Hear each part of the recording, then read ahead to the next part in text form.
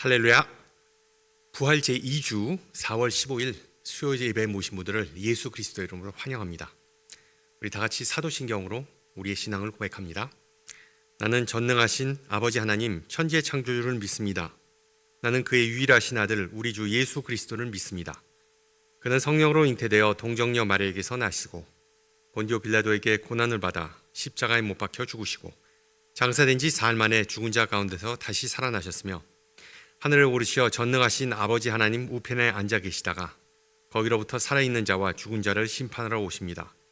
나는 성령을 믿으며 거룩한 공교회와 성도의 교제와 죄를 용서받는 것과 몸의 부활과 영생을 믿습니다. 아멘. 우리 다 같이 찬송가 484장 하시겠습니다. 484장, 예전 찬송가는 533장이고요. 내 맘의 주여 소망되소서. 484장 함께 찬양합니다.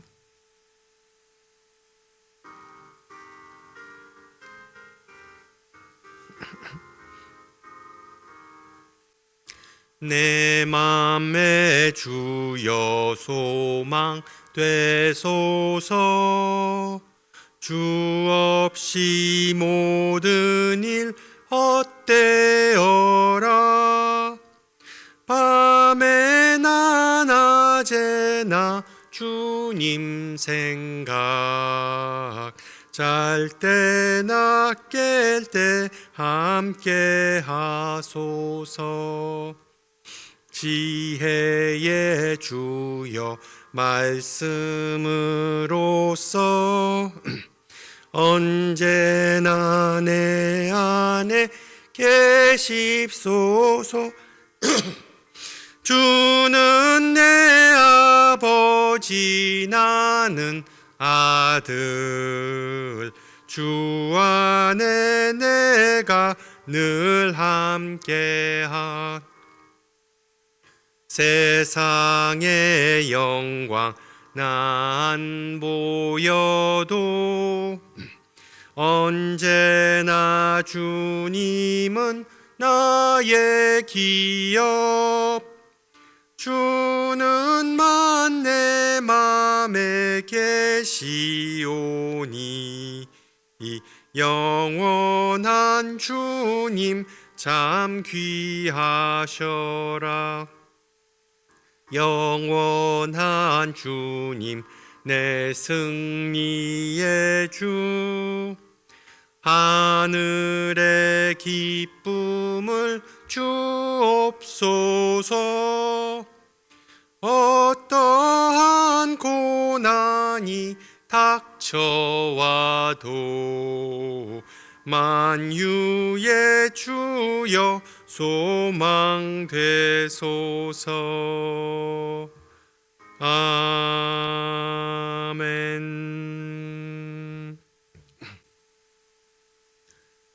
하나님께서 오늘 저녁 우리에게 주신 말씀 베드로전서입니다. 베드로전서 1장 3절에서 9절 말씀입니다.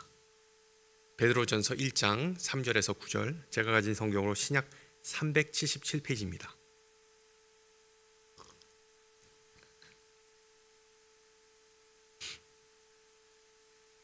말씀을 받들어 봉독합니다.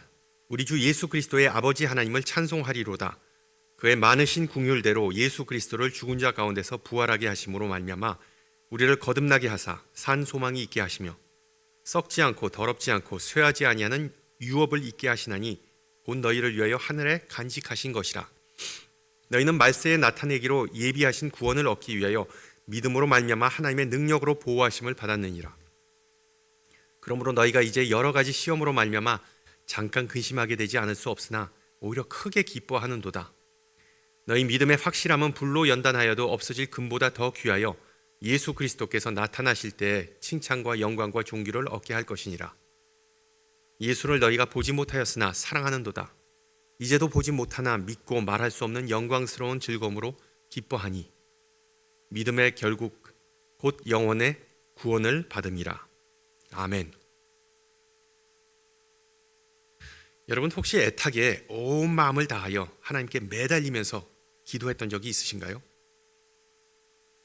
우리 다 그런 경험 한두 개 다 있을 거예요. 삶이 우리를 벼랑 끝으로 내몰 때 그 어느 때보다 하나님을 간절히 찾게 되죠. 하나님은 때로는 눈에 보이거나 아니면 실질적으로 느껴지는 방식으로 응답해 주시기도 합니다. 그런데 솔직히 말하자면 대부분의 경우 하나님은 침묵하시는 것으로 보입니다. 침묵하시는 것처럼 느껴지죠. 저희 아버지가 수년간 암과 투병하셨을 때 저는 정말 기적적인 치유를 좀 바라면서 애타게 기도했습니다. 하지만 아버지는 세상을 떠나셨죠. 아마 여러분 중에도 하나님의 그런 침묵이 어떤 것인지 경험해 보신 분들이 분명히 계실 거예요. 그럴 때 우리는 이런 질문을 갖게 되죠. 하나님이 도저히 안 보일 때, 기도해도 아무것도 안 들릴 때 나는 과연 어떻게 해야 하나? 겟세마네 동산에서 예수님께서 드린 기도를 한번 떠올려 보세요. 내 아버지여, 만일 할 만하시거든 이 잔을 내게서 지나가게 하옵소서. 그러나 나의 원대로 마시옵고 아버지의 원대로 하옵소서. 하나님은 그 기도에 응답하셨을까요? 네, 응답하셨습니다. 문제는 예수님이 원하시던 방식으로는 아니었습니다. 예수님은 아버지 하나님의 뜻을 따라 결국 십자가에 매달려 죽으셨죠. 여기서 우리가 주목해야 할 점은 우리 주님조차도, 하나님의 아들이신 우리 주님조차도 가장 어두운 순간에 하나님께 도움을 구하며 울부짖으셨습니다. 인생을 살다 보면, 그리고 신앙생활을 하다 보면 힘들 때가 자주 있습니다. 그리고 우리는 하나님이 좀 더 상황을 쉽게, 낮게 만들어 주셨으면 하고 바라죠. 마치 램프의 요정처럼 뿅 하고 나타나서 우리의 소원을 들어주셨으면 하는 그런 마음을 갖습니다. 그런데 문제는 실제로 그렇게 되지 않습니다. 인생과 신앙은 직선 도로가 아닙니다. 오히려 울퉁불퉁하고 꼬불꼬불한 길의 연속인 경우가 많습니다. 기쁨과 확신의 순간들 곁에 늘 갈망과 불확실함이 공존하죠. 그래서 인생의 길이 정말 험해질 때, 정말 모든 것이 다 무너지는 것처럼 느껴질 때 하나님께서 우리를 잊으셨을까? 하나님께서 우리를 버리신 것 아닌가 하는 생각이 들기도 합니다. 하나님은 안 계시고 하나님은 침묵하시고 보이지도 않습니다. 그래서 어떤 이들은 하나님의 관계가 들쑥날쑥해지고 아예 믿음을 떠나버리기도 하죠. 오늘 읽은 본문에서 사도 베드로는 그런 고충을 묘사합니다. 6절과 8절을 잠깐 주목해 보세요. 너희가 이제 여러 가지 시험으로 말미암아 잠깐 근심하게 되지 않을 수 없으나, 그리고 8절, 예수를 너희가 지금 보지 못하였으나. 여러분, 이 구절들을 놓고 보면 베드로는 자금의 상황이 오케이, 괜찮다고 말하지 않습니다. 그는 고난에 처한 사람들에게 편지를 쓰면서 그들이 얼마나 고통스러워하는지 잘 알고 있습니다. 그렇다면 베드로는 정확히 누구에게 편지를 쓰고, 또한 그 대상, 그 청중은, 그 독자들은 과연 어떤 상황에 처해 있을까요? 베드로 전후서는 오늘날 우리가 튀르키예 또는 터키라고 부르는 소아시아 각 지역에 흩어져 있는 많은 교회들, 많은 그리스도인들에게 쓰여졌습니다. 이들은 안정적이고 편안한 상황에 있는 그리스도인들이 아니었습니다. 예수 믿기 시작한 지 얼마 되지 않은 비교적 새내기 신자들이었고, 또한 로마 제국의 박해에 직면해야 하였습니다. 그래서 서신 첫 구절에서 베드로는 그들을 나그네, 영어로는 exiles로 묘사합니다. 나그네. 이방인 가족들과 이웃들의 믿음과 관습과 사회적 관계망을 떠난 사람들, 그래서 이제 고향에서조차 이방인 취급을, 나그네 취급을 받게 된 사람들이었습니다.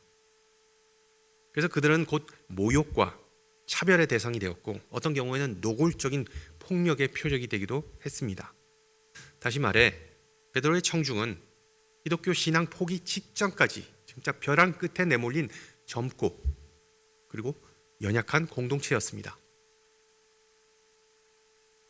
물론 주된 이유는 혹독한 박해였지만, 또 다른 이유는 고난 가운데서 하나님이 어디에도 보이지 않는 것 같았기 때문이었습니다. 많은 기도에도 불구하고 하나님은 그 상황을 나아지게 만들어 주시지 않았습니다. 그리고 그런 침묵이 그들에게 있어서는 정말 힘들었던 것이죠. 그렇다면 그들은 어떻게 해야 할까요? 더 나아가 우리는 어떻게 해야 할까요? 그런 상황 속에서 제가 보기에 우리에게는 실질적으로 세 가지의 선택지가 있습니다. 그 외의 모든 것들은 다 이 세 가지의 변형이거나 조합입니다. 첫 번째 선택은 모든 소망을 아예 포기해버리는 것입니다. 모든 소망을 버려라. 이 표현은 바로 고전 단테의 신곡 지옥편에서 그 지옥문 앞에 새겨진 그 유명한 문구입니다. 그 말이 암시하듯 절망에 굴복하기로 선택할 때 온 세상이 적어도 자신의 마음속에서는 지옥으로 변하기 시작하지요. 아무런 출구도 보이지 않고 최후의 정의나 어떤 구원도 아예 없습니다. 시간이 지나면서 그런 종류의 절망은 사람을 비통하게 만들고 그리고 자신을 파괴하게 만들죠. 그러니 절망을 선택한다는 것은 절대로 바람직한 선택이 아닙니다.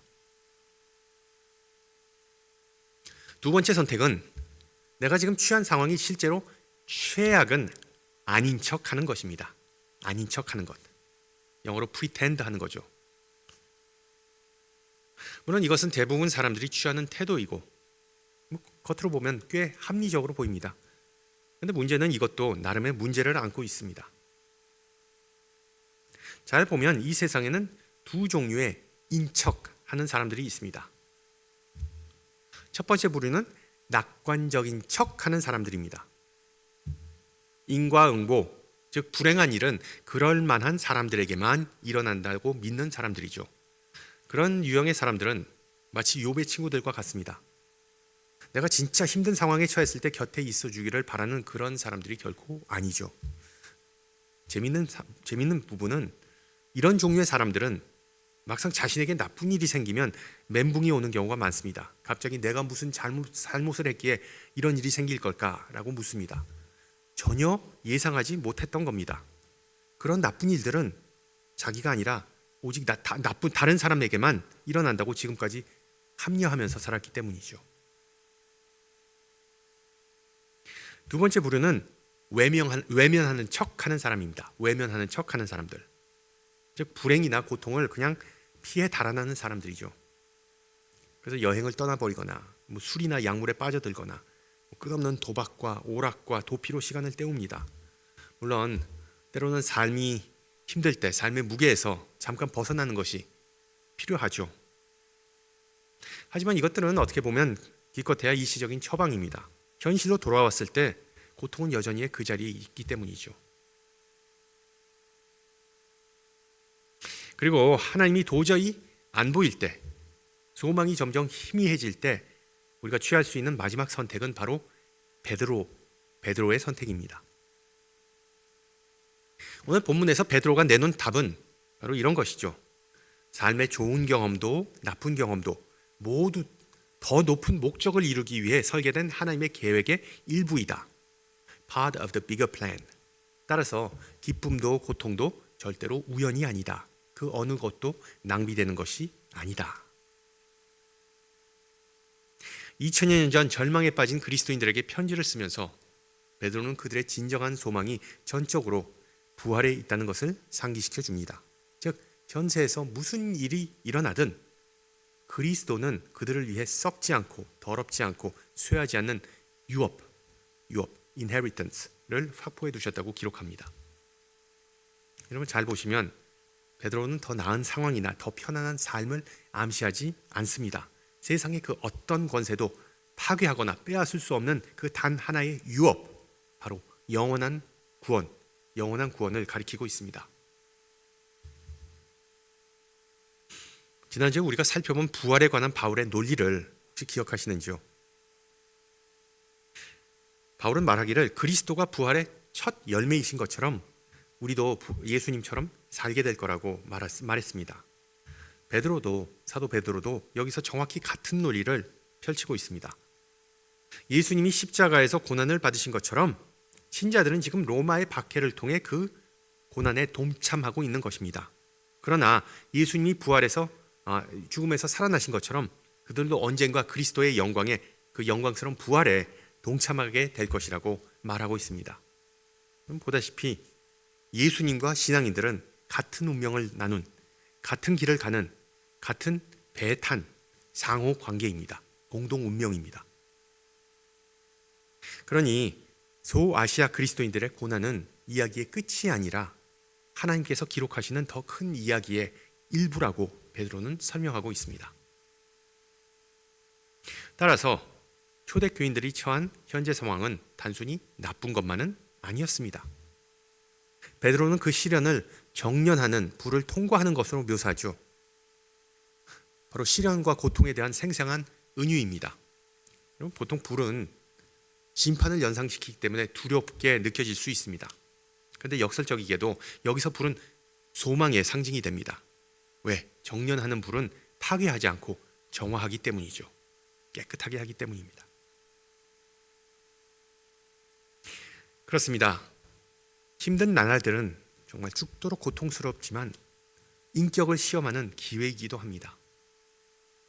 우리가 그리스도의 발자국을 얼마나 가깝게 또는 혹은 얼마나 느슨하게 따르고 있는지를 드러내는 지표이죠.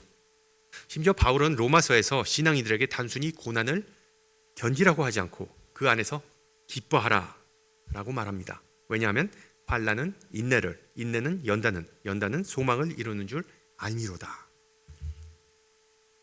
고난이 인내를 낳습니다. 인내가 인격을 만들어냅니다. 그리고 시험을 통과한 진짜 정련된 인격은 바로 궁극적으로는 소망을 만들어냅니다. 깨지기 쉽고 막연한 희망이 아니라 정말 버텨내고 흔들리지 않는 그런 소망을 만들어냅니다. 자, 그런데 고난을 하나님의 계획의 일부라고 주장하는 베드로의 선택, 이 선택도 나름대로의 그 어떤 문제들을 수반합니다. 첫째로 우리 신앙인들은 베드로의 원래 독자들과 완전히 동일시하기가 어렵다는 것이죠. 생각해 보세요. 우리는 초대교인들이 그랬던 것과 같은 의미에서 스스로를 나그네라고 부를 수 없습니다. 물론 우리 같은 특별한 입장에서 우리가 미국에 이민 와서 주류가 아닌 비주류에 속하지만 어떻게 보면 실제로 미국은 기독교 국가입니다. 기독교 국가입니다. 우리는 지금 미국에서 예수 믿는다고 해서 뭐 옛날 로마 콜로세움에서 사자 먹이로 던져질 일, 그런 일은 없죠.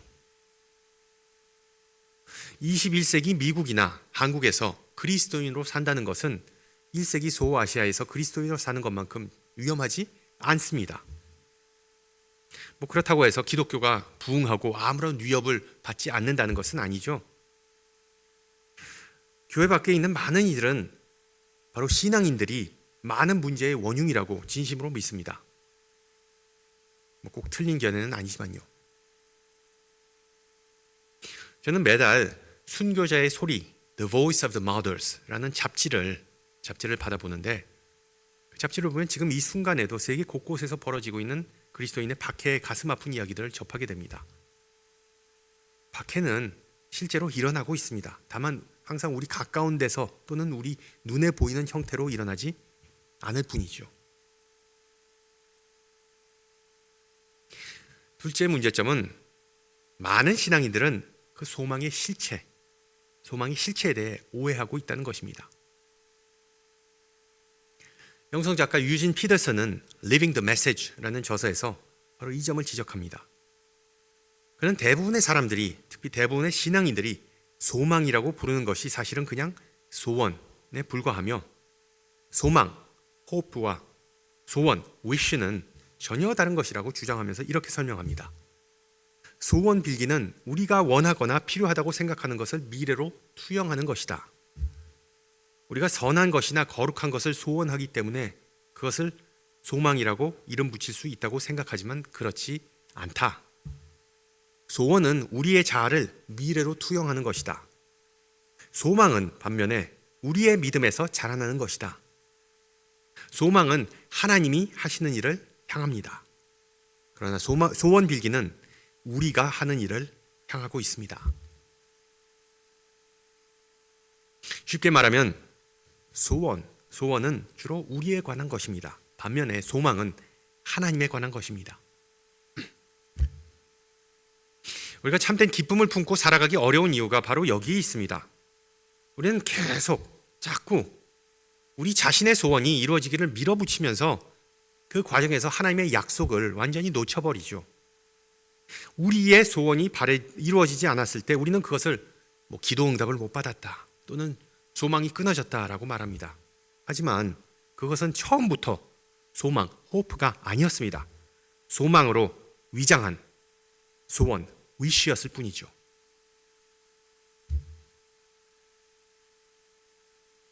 마지막으로 우리의 소망이 이 세상이 아니라 하늘에 있다라고 믿을 때 이런 문제들도 발생합니다. 그 고난에 대한 해법으로 부활 소망을 이야기하면 행동하지 않는 것을 합리화하는 것이라는 비난을 받기도 합니다. 즉 그것은 현실 도피이다. 너무 천국만 생각해서 이 땅에서 사는 데는 아무리 도움이 안 된다는 그런 공격을 받기도 하죠. 그 대표적인 예가 바로 시한부 종말론이었죠. 8, 90년대 왜 그렇게 시한부 종말론 이단들이 판을 쳤는지 저는 아직까지도 잘 모르겠습니다. 세기 말이라고 해가지고 그런 잘못된 믿음이, 잘못된 신앙이 널리 퍼진 것 같은데 완전히 현실을 도피하는 그런 행태죠. 그래서 사람들은 이렇게 말합니다. 그리고 어쩌면 우리 신앙인들 중 일부도 이런 생각을 해보셨을 거예요. 부활, 하늘나라에 대한 소망을 가져라? 좋아. 하지만 그게 밥 먹여주나? 지금처럼 미친 듯이 오르는 가스값을 해결해주나? 또는 암과 같은 질병을 고쳐주나? 등등. 맞는 말이죠. 맞는 말이죠. 그렇다면 우리는 예수 그리스도의 제자로서 어떻게 살아야 할까요? 세상에서 한 발짝 물러나서 관망하는 도피주의자가 되어야 할까요? 아니면 적극적으로 세상에 참여하는 사람이 되어야 할까요? 여러분 베드로 자신을 보세요. 부활 이전에 베드로는 전형적인 도피주의자였습니다. 정말 큰 소리치고 그냥 허세가 등등하고 그냥 자신만만하고 열정적이었습니다. 하지만 상황이 나빠지자 주랭랑을 쳤죠. 결코 그리스도를 배반하지 않겠다고 맹세했던 그가 해가 뜨기 전에 3번이나 예수를 모른다고 부인했습니다. 그런데 부활 이후에는 어떻게 됐죠? 어떻게 됐나요? 바로 그 똑같은 베드로가 초대교회의 위대한 지도자 중 한 명으로 거듭났습니다. 그 어떤 기준으로 보더라도 세상에 적극적으로 참여한 그런 헌신된 제자가 되었습니다. 심지어 베드로는 죽음의 순간 그 순교의 직면에서도 거꾸로 십자가에 못 박히게 해달라고 요청할 용기를 보여줬습니다. 주님이 돌아가신 것과 같은 방식으로 죽는 것은 감당할 수 없다고 여기기 때문이죠. 여러분 이 얼마나 놀라운 변화입니까? 성서학자들은 베드로가 오늘 본문을 자신의 죽음 직전에 기록했다고 추정합니다. 즉 로마 제국이 그에게 남아있던 모든 세상적 소망을 짓밟고 있던 바로 그 시점이었습니다. 따라서 베드로는 단순히 멀리 있는 고난을 당하는 그리스도인들에게 보내는 어떤 목회적 조언을 한 것이 아닙니다. 소망을 품는 것이 위험한 세상 속에서 베드로 자신의 개인적인 소망 고백이기도 한 셈이죠. 그리고 베드로서의 나머지 부분은 이런 그의 입장을 아주 분명하게 보여줍니다. 그는 신자들에게 절대로 현실을 도피하거나 천국을 수동적으로 기다리고 있지 말라고 합니다. 즉 가정에서, 공동체 내에서, 일상의 모든 관계 속에서 박해하는 자들조차 언젠가 신앙인들은 진짜 백이라는 것을 알도록 항상 눈에 띄고 칭찬받는 귀감이 되라고 강조합니다. 결론적으로 베드로에게 있어 소망은 현실로부터의 도피가 아니었습니다. 소망은 오히려 현실과 온전히 맞닿아 살아갈 수 있게 해주는 바로 그 힘, 그 원동력이었습니다. 그렇다면 부활을 믿는 우리가 어떻게 그리고 구체적으로 현실을 도피하지 않고 세상에 온전히 참여하면서 소망을 이어가면서 살아갈 수 있을까요? 베드로가 자신이 쓴 편지에서 보여주는 태도를 좀 살펴보면 그 답이 아주 분명하게 나옵니다. 베드로가 하는 일은 아주 단순합니다. 그는 계속해서 동료 그리스도인들, 소아시아에 있는 교회들을 격려합니다. encourage. 격려는 목사가 잘 해야 하는 일 중 하나입니다. 그런데 솔직히 말씀드리면 저는 격려를 잘 하지 못합니다. 변명으로 들리겠지만 저만 그런 것도 아닌 것 같습니다. 제가 경험한 바에 의하면 대부분의 신앙인들이 격려를 자연스럽게 잘하는 편이 아닙니다. 왜 그럴까요? 추측하건대 복음서를 잘 보면 예수님이 말로 칭찬하신 장면이 많지 않아서 그럴 수도 있습니다. 예수님께서 정말 칭찬하시는 장면은 극히 드물죠. 아니면 특히 부모로서 칭찬은 양날의 검이라는 것을 알 수 있기 때문일 수도 있습니다. 즉 적당한 격려는 자녀의 자신감을 키워줄 수 있지만 지나친 칭찬은 나태함을 장려하기도 합니다. 그래서 우리는 상대방을 인정하고 지켜 세우는 데 있어 인색한 경향을 보이는 것 같습니다. 이유가 무엇이든 중요한 것은 격려의 빈도가 아니라 그 진심이겠죠. 진심. 마음에서 진정으로 나오는 말은 다른 사람에게 실질적으로 깊은 영향을 줍니다. 여러분, 이 점을 염두에 두고 베드로가 고난받는 공동체를 어떻게 격려하는지 오늘 본문 다시 한번 들어보세요. 그러므로 너희가 이제 여러 가지 시험으로 말미암아 잠깐 근심하게 되지 않을 수 없으나 오히려 크게 기뻐하는도다. 너희 믿음의 확실함은 불로 연단하여도 없어질 금보다 더 귀하여 예수 그리스도께서 나타나실 때 칭찬과 영광과 존귀를 얻게 할 것이니라. 믿음의 결국 곧 영혼의 구원을 받으리라. 할렐루야. 여러분 보다시피 베드로는 동료 신앙인들의 고통을 무시하거나 축소하지 않습니다. 다만 그 고통을 의미와 목적과 궁극적인 영광이라는 더 큰 틀 안에서 바라보고 있습니다. 그리고 서신 마지막 부분에서 그는 이렇게 또 말합니다. 내가 이 편지를 간략하게 써서 너희를 권면하고 격려하고 용기를 북돋아 주는 것. 처음부터 그것이 바로 베드로의 목적이었습니다. 오늘 우리 주변에 있는 많은 사람들은 교회 안의 사람들도 포함해서 자신의 곁에 와서 함께 해줄 누군가를 조용히 그리고 간절히 바라고 있습니다. 네, 압니다. 삶이 힘듭니다. 그리고 자신의 힘든 상황, 힘든 일에 너무 집중하다 보면 바로 옆에 앉아 있는 사람을 쉽게 보지 못하기 마련이죠. 중요한 사실은 진심 어린 격려의 말 한마디가 때로는 모든 것을 다 바꿔놓는다는 것입니다. 신약 성경에서 격려하다로 번역되는 단어는 헬라어 파라칼레오입니다. 이 말은 위로하다, 달래다, 권면하다는 뜻도 됩니다. 그리고 이 단어의 명사형이 바로 요한복음 14장에서 예수님이 성령님을 묘사하실 때 사용하신 단어이죠. 우리말 성경에서는 보혜사, 위로자, 돕는 자 등등으로 번역되어 있습니다. 다시 말해 우리가 서로를 격려할 때 우리는 진정으로 성령을 닮은 일을 하고 있는 것입니다. 서로에게 작은 보혜사가 되어주는 셈이죠. 마찬가지로 사도 바울도 데살로니가 교인들에게 이렇게 말합니다. 서로 격려하고 서로 덕을 세우라. 여기서 서로라는 표현에 주목하세요. 이 표현은 신약 전체에 걸쳐 반복해서 등장합니다. 서로 격려하라, 서로 사랑하라, 서로 용서하라, 서로를 위해 기도하라, 서로 환영하라. 보시다시피 신앙생활은 본질적으로 개인 플레이가 아니라 서로를 위한 삶입니다. 그리고 그렇게 살아갈 때 놀라운 일이 일어납니다. 격려, 권면, 위로는 시너지를 만들어냅니다. 즉 격려받는 사람도, 격려하는 사람도, 심지어 그것을 지켜보는 사람도 모두가 함께 새 소망과 새 힘을 얻게 되는 것이죠. 성도 여러분, 서로 격려하는 사람이 되시기를 소망합니다. 별거 아닌 것처럼 보일 수도 있습니다. 하지만 소망이 희미해져가는 이 세상에서 진심 어린 격려의 말 한마디가 모든 것을 바꿀 수 있습니다. 아멘.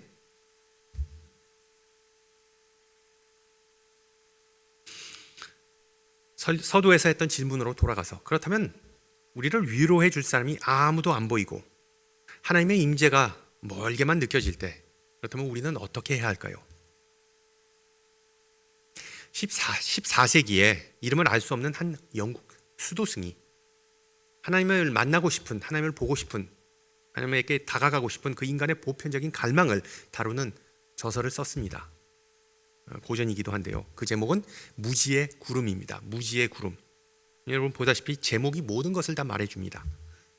저자가 그 책에서 말하는 것은 우리가 기도하든 찬양하든 예배하든 섬기든 봉사하든 우리가 마음을 하나님께로 들려 올릴 때, 하나님께로 좀 더 가까이 가고자 할 때 무슨 일이 일어나는지 이렇게 묘사합니다. 빛을 기대할 수 없다. 따뜻함, 명료함, 하나님의 가까우심을, 임재하심을 기대할 수도 없다. 대부분의 경우, 적어도 처음에는 우리가 경험하게 되는 것, 만나는 것은 어둠이다, 구름이다. 들여다볼 수도 없고 생각으로 헤아릴 수도 없고 순전히 지적 노력으로 꿰뚫을 수도 없는 무언가를 마주하게 된다. 이 신원 미상의 저자는 이런 현상은 우리 인간의 마음이 너무 작기 때문에 라고 설명합니다. 하나님의 신비는 인간의 이해를 뛰어넘기 때문이죠. 다행히도 가끔씩, 그리고 잠깐씩 그 구름을, 그 무지의 구름을 뚫고 한 줄기 빛이 새어 들어오면서 그 반대편에, 그 저편에 무언가 놀라운 것이 기다리고 있다라고 저자는 암시합니다.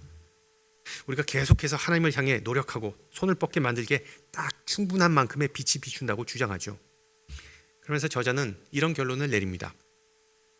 무지의 구름을 통과하는 유일한 길은 더 많은 지식이 아니라, 하나님에 대한 더 지식을 갈망하는 것이 아니라 오직 마음, 사랑뿐이다. 볼 수 없을 때도 계속해서 손을 뻗는, 하나님께 매달리고 하나님을 향한 깊고 끈질기고 그리고 간절한 사랑만이 답이다. 바로 오늘 베드로가 서신 오늘 본문 마지막 부분에서 그 소아시아에 있는 그리스도인들을 향해 던지는 메시지이기도 하죠. 소망을 살리기 위해서는 사랑하는 마음을 무엇보다도 간구하고 하나님께 기도하라. 성도 여러분, 이 복된 부활절 시즌을 맞이하여 그 사랑이, 하나님의 그 사랑이 우리 각자 안에서 매 순간 더 강하고 더 깊게 불붙는 은혜가 있기를 축원합니다. 함께 기도합니다. 거룩하신 하나님, 주님의 종 베드로를 통해 오늘 저녁 성경의 진리를 가르쳐 주심을 감사합니다. 그리고 주님의 말씀을 이해하는 것을 도우실 뿐 아니라 날마다 실제로 그 말씀대로 살아갈 수 있도록 도와주시는 성령님 주심을 감사합니다. 주님, 우리도 때로는 소아시아의 신다들처럼 지쳐있고 낙심하고 간신히 버티고 있는 자신을 발견할 때가 많음을 고백합니다. 여건과 어려움 한가운데서 주님께 부르짖어 기도하지만 주님은 침묵하시는 것 같습니다. 부활의 약속에도 불구하고 우리는 하나님 나라의 소망을 키워나가는데 어려움을 느낍니다. 주님께 영광 돌리는 기쁨이 넘치는 삶을 살아가는 것은 소원해 보입니다. 때로는 세상에 빛을 비추라는 주님의 부르심을 버거워하며 세상을 멀리하고자 합니다. 이렇듯 어둠과 의심이 밀려올 때 주님은 말씀과 성령을 통해 우리를 여전히 위로하시고 우리를 위해 일하신다는 사실을 배웠습니다. 우리도 주님처럼, 그리고 베드로처럼 타인을 격려하고 서로를 세워줄 수 있는 사람 되기를 기도합니다. 서로를 격려하면서 부활의 소망을 키우고 주님을 향한 사랑이 더 깊어지고 주님의 임재하심과 동행하심을 믿는 부활의 백성으로 거듭나게 하옵소서. 사망 권세를 이기시고 영원토록 살아계신 예수 그리스도의 이름으로 기도합니다. 아멘. 네, 한 주간 평안하시고요. 저는 다음 주 이 시간에 뵙겠습니다. 샬롬.